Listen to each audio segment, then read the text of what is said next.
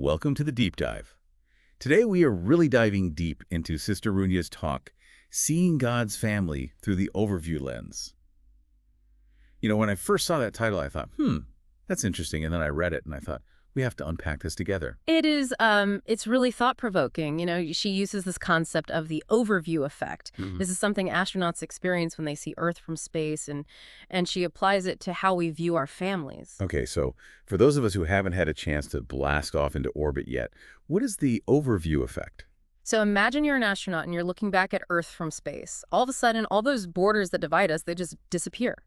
And conflicts, you know, they seem smaller, and you're just struck by this feeling of interconnectedness, and that is the overview effect, this profound shift in perspective that allows you to see things from a much wider lens. Wow, yeah.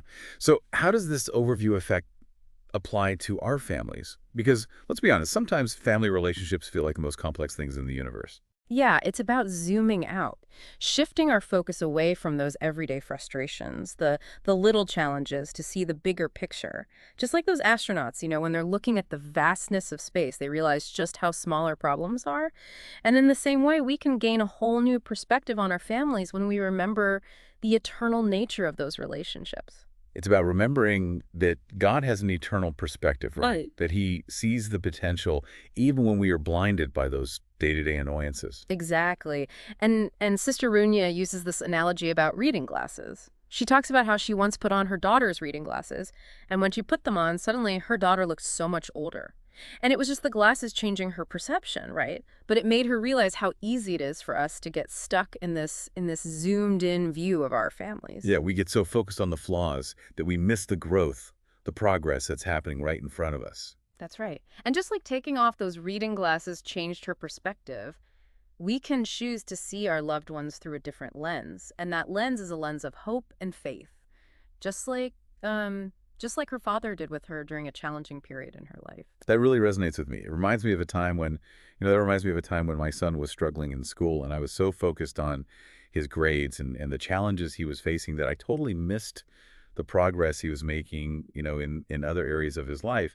And it wasn't until one of his teachers actually pointed it out to me that I realized, wow, my own zoomed-in perspective had really blinded me to the bigger picture. It's so easy to fall into that trap, though. It really is. But when we make that conscious effort to zoom out, when we try to see our loved ones through that lens of hope and faith, it changes everything. And one of the most powerful ways that we can do that is through our words.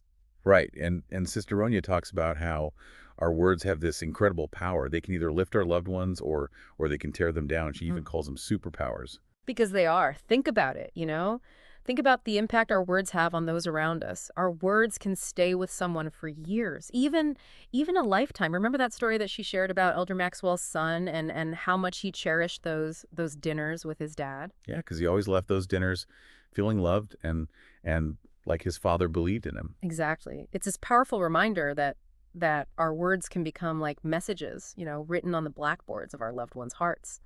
And every interaction, it's a chance to either build them up or to tear them down. So how do we become more intentional with our words? I mean, it's easy to say be positive, but family life, it can be really stressful sometimes. Yeah. And those frustrations, they bubble over. Oh, absolutely. And Sister Ronia acknowledges that. She talks about how the adversary just loves to exploit those moments when we're feeling our most stressed or most impatient. He wants us to react in ways that create distance and discord in our families. He's playing the long game, isn't he? Trying to convince us that we need to force that change. That time is running out. Exactly. He thrives on that sense of urgency, that feeling that we have to fix things right now. But God operates on a different timeline, doesn't he? It's like that saying, if you want to go fast, go alone. If you want to go far, go together. And families, that's a marathon. It's not a sprint. And it takes patience, understanding, a whole lot more grace than we think we have sometimes, for our loved ones and for ourselves. And we have to remember that God isn't bound by time the way that we are. He sees the potential in our loved ones, and he's patiently working with them even when we can't see it.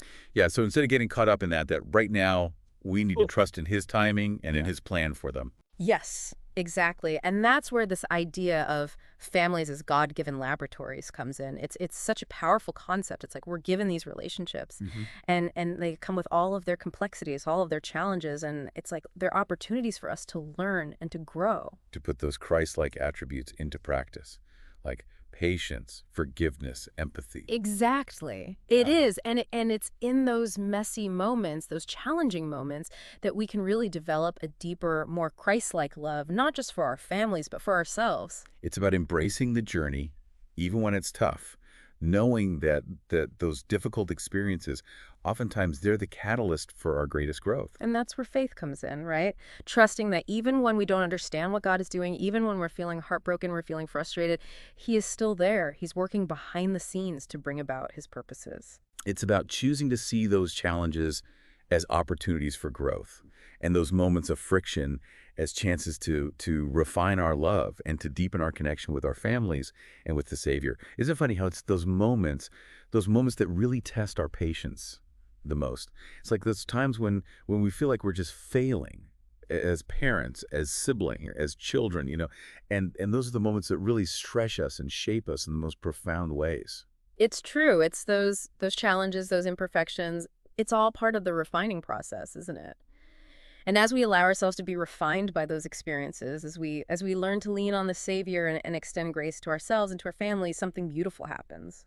We really do start to see things differently. It's like we can finally see our families through that overview lens with more compassion, more understanding, more love, and that's when those relationships, they become not just sources of challenge, but also sources of our greatest joy. Yep. It's true. It all comes back to love, doesn't it? That Christ-like love that sees beyond the imperfections, that hopes all things, that endures all things. Because at the end of the day, that's the kind of love that binds families together for eternity. Right. It's that kind of love that has the power to heal old wounds, to mend broken hearts, and to create something truly beautiful and lasting. Yeah, and Sister Runia reminds us that we're engaged in God's work when we nurture those family relationships, and He's promised to be with us every step of the way. So listener, as you go about your day today, just remember that incredible power that you have. Choose hope over despair. Choose faith over fear. And choose love above all else. Look for those opportunities to zoom out, to see your family through that wider lens of eternity. Because it's in those moments when we choose to see our loved ones as God sees them that we really open ourselves up to experiencing the fullness of His love and grace in our own lives and in our families. This deep dive has really been all about shifting our perspective, hasn't it? It really has. Remembering that even amidst the messiness, the challenges, there's always hope. There's always light. There's always that potential for growth and for joy. It's about choosing to see our families and ourselves through the eyes of love. A love that has the power to change everything. A love that will ultimately lead us all back to our eternal home. And that is a wrap on another deep dive. Amen. Until next time.